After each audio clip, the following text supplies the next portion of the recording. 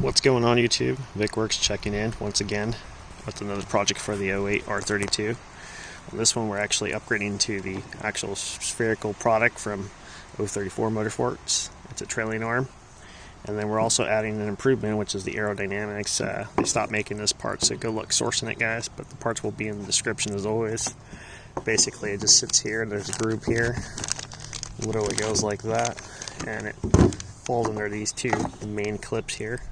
And then from there, these holes will line up with these two right here, and all you're going to use is these push rivets up there.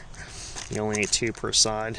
In addition, you're going to have to relocate and remove the original design, which was a plastic bracket. You remove the push rivet that has there, the metallic version, and then you're going to use these clips that are actually this is redesigned to pretty much set your brake line. Well, it's your e-brake to basically sit in a different location to some degree, still following the same contour using these T30 torque screws, and go from there.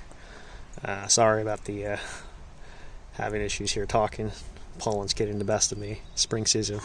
Anyways, guys, subscribe for more content. Talk then.